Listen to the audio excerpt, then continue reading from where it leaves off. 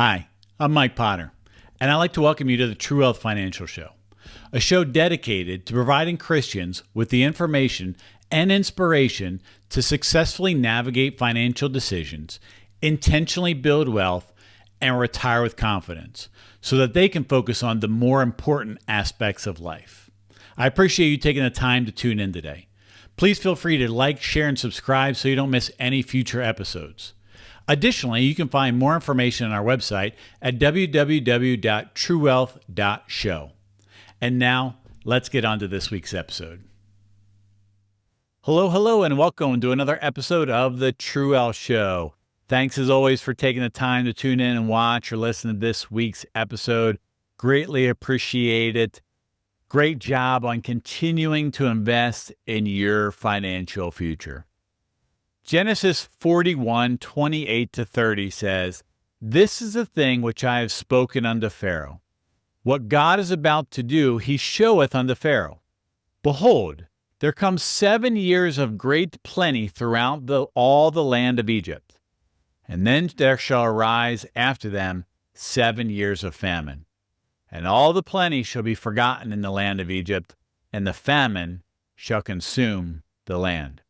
Dave Ramsey said, "An emergency fund turns a crisis into an inconvenience." I recently received a question from a client of mine regarding their emergency fund.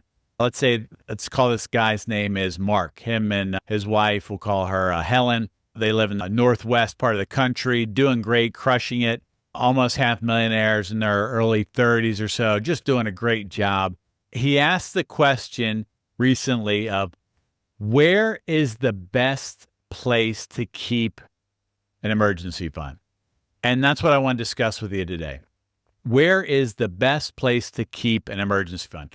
But first, let's talk about what constitutes a fully funded emergency fund. So again, kind of going back to our financial framework, we have our path to financial success. Step 1 is $1,000 in the bank. Step 2 is to eliminate all non-mortgage debt. Step 3 then is to save up a fully funded emergency fund. A fully funded emergency fund constitutes anywhere between 3 and 6 months of expenses saved for an emergency fund, saved for a rainy day, essentially. But it's expenses, not income. So how do you go about doing that? Well, hopefully you're doing a budget and you can see what your monthly expenses are. You total them up. You have a certain number. Maybe it's $4,000. Maybe it's $5,000. Maybe it's $10,000. Whatever your expenses are for the month, you add them up, and then you simply times it by 3 or times it by 6. So, for example, if your monthly expenses are $5,000, then 3 months would be $15,000. 6 months would be $30,000. So you would have a range somewhere between $15,000 and $30,000 in an emergency fund, put off somewhere, that somewhere is what we're going to discuss today, saved for emergency funds. So how do you know what the right amount is? Well, it's subjective. It's not a formulaic kind of equation. It really depends. For example, if you're a single income, either you're a single person or you have a couple where only one person works, you probably want to cheat towards the 6-month mark. If you're self-employed, right, you might want to cheat towards the 6-month mark because income might vary. It could change. It could go away. It could drop, things like that. If you have a 2-household income, the chance of both of you getting laid off, for example, you could cheat more towards the 3-month side. If you have very stable jobs, you've worked at your companies for decades, right, very, very stable, even maybe it's one of them, you could, again, cheat towards the 3-month side. So it's somewhere in between there. It could be 3 months, 4 months, 5 months, 6 months. That's what constitutes an emergency fund, a fully funded emergency fund. So the question is, where is the best place to keep it? Well, let's talk about that. So first of all, the thing that you have to remember, especially now in the world of kind of changing interest rates, for a long time, from like 2009 till almost 2022, nothing was paying interest. So it really didn't matter. But now you can make almost 5% on a money market account risk-free, right? So that's a great thing. But here's the thing to remember about your emergency fund. And I need some of you to say it with me. It is not an investment. Say it with me. An emergency fund is not an investment. You have to think about your emergency fund as insurance. Why is that? Well, insurance is something that we pay for to protect valuable things, right? You pay for health insurance so that if you get medically, injured, or you get sick, or you need some care, you have insurance to cover it and you don't have to pull out of your wealth. Same idea with the emergency fund. This is money that is set aside somewhere to protect the wealth building side of things. It protects, so you don't take money on your house. You don't take money on your retirement accounts. You don't take money on your investments. You don't have to sell things to cover expenses because you have money setting aside for an emergency fund. But it costs you money, right? If you're saving money and you're not keeping pace with inflation, you're generally losing money, which is why we don't want to have more than 6 months. We don't want to have a year or 2 years of money just set aside in savings, because if you're not making at least inflation rate, which currently is around 3.5%, if you're not making that, if you're only making 1% of your money, but the cost of things are going up 3 to 3.5%, you're actually losing purchasing power. You're losing ground. You are losing money. It's just a different kind of way of losing money. So for all of our investment side of things, we want them to be making more than 3.5%, but not the emergency fund. That's not the goal. The goal is to keep it safe. We want it to be placed somewhere where it is safe so we have access to it. Because your emergency fund is, say with me one more time, especially you guys out there, because I know how you think, it is not an investment. Think about your emergency fund as insurance. So if we think about some attributes of it, it will lead us to where is the best place to keep it, right? So again, the goal of an emergency fund is to keep it safe, not growth. That's what investing is for. When we get to investing, we're going to talk about investing in future episodes. That is the engine. That's our job, is to get it to grow, at least on the wealth accumulation side. When we get to retirement, our investments change a little bit. We have some that we need to grow. We need some to provide us income, and we need some to protect us against market downturns. But again, different episode, different topic, right? So the goal of the solid emergency fund is to keep it safe, and we need it to be liquid. Liquidity is a term, it's a financial term of basically how fast can we turn something into cash. So for example, a house. How long would it take you to take the equity, the value of your house, and turn it into cash?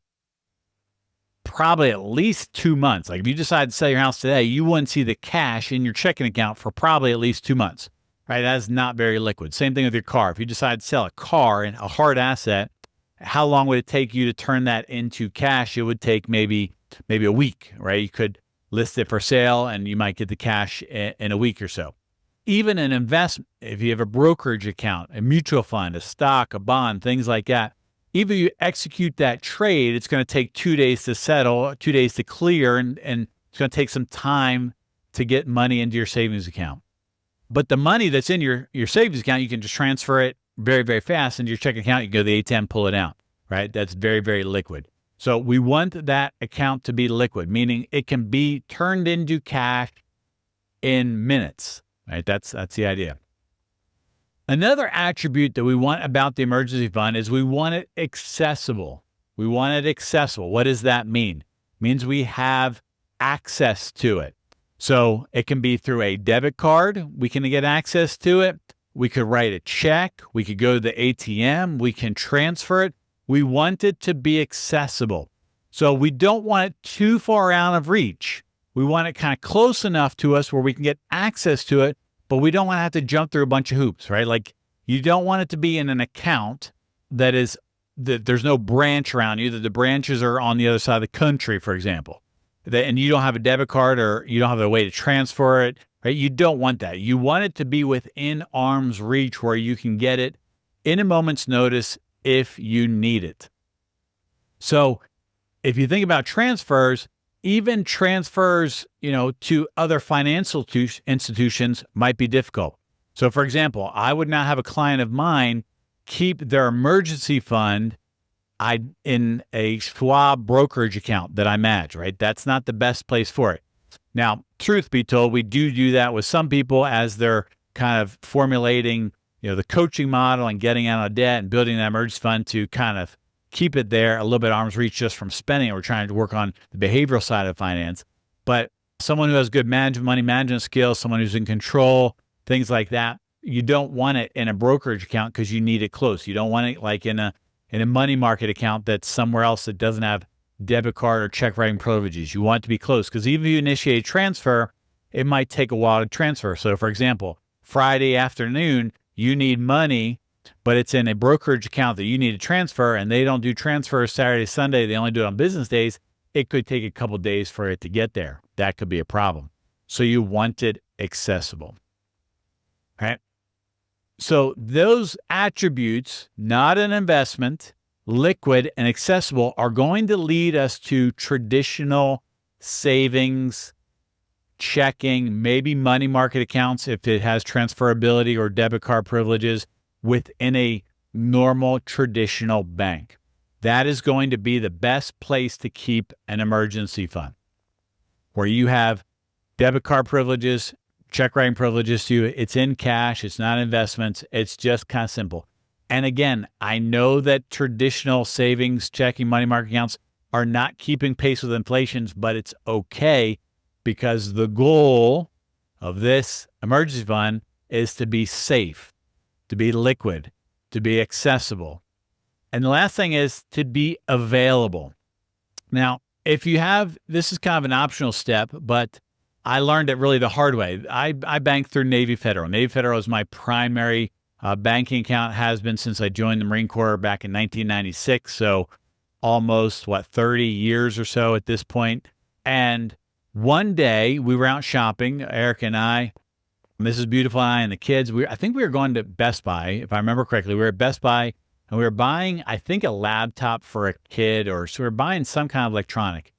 And for whatever reason, the Navy Federal Visa processing side of things, but it's just on Navy Federal side, it wasn't on Visas, their server went down. And so no Navy Federal debit cards could be used.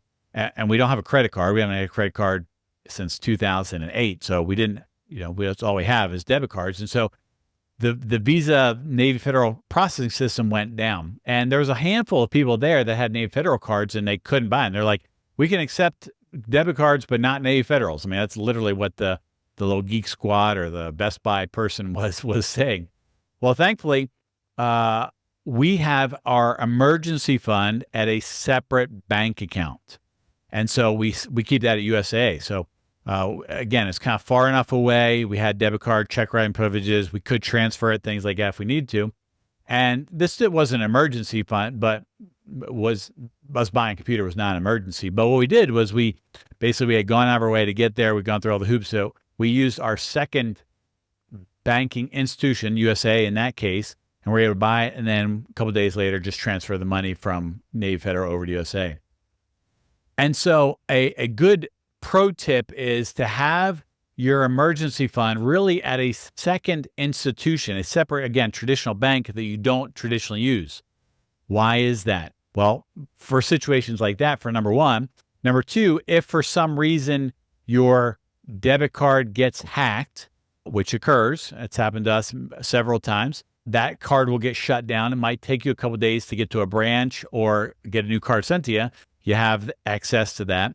Again, kind of just speaking from Navy Federal's perspective, they have very, let's say, how to call it, maybe sophisticated, not so much, I don't know, very rapid, we'll call it maybe, fraud protection. Like if they recognize a transaction that's outside of the normal, it's like accounts shut down, right, kind of thing. And I appreciate that to some degree, that they're trying to protect me, really themselves, in doing so. Different episode. Again, we'll talk about that at some point about protection, fraud protection on debit cards. But they'll shut down a card. Well, if you're traveling and you didn't put in a little travel notice with them, they shut down your account. You have access to money. So again, the value of having it at a separate institution. So the last attribute is to have it available. I like the idea of having it available at a second banking institution. So that's what we're looking for when it comes to an emergency fund. So where is the best place to keep your emergency fund? In my opinion, it's at a traditional bank, separate from your primary banking institution, money in either a savings or a checking account that you have debit card or check writing privileges or immediate transfer accessibility to it. The value in having a fully funded emergency fund is it provides peace and stability. And it'll actually make you bolder and more riskier with the other aspects of your financial life. Your micro action for the week. Ensure that your fully funded emergency fund is liquid, accessible, and available. Today, we talked about the best place to keep your emergency fund. We talked about how it's not an investment. We talked about how to keep it liquid, how to have accessibility to it, and how to have it available. I hope this helps you on your financial journey. If you have any questions or comments, you can leave them below. Additionally, you can send an email to mike@truewealth.show, mike@truewealth.show. And until next time, I hope you have a great day. Thanks again for taking the time to watch this week's episode of the True Wealth Financial Show. I encourage you to like, share, and subscribe so you don't miss any future episodes. Additionally, you can find more information on our website at www.truewealth.show. One final note, though, as we wrap up to today's show. While I hope the information was helpful, valuable, and insightful, it's really for information and educational purposes only.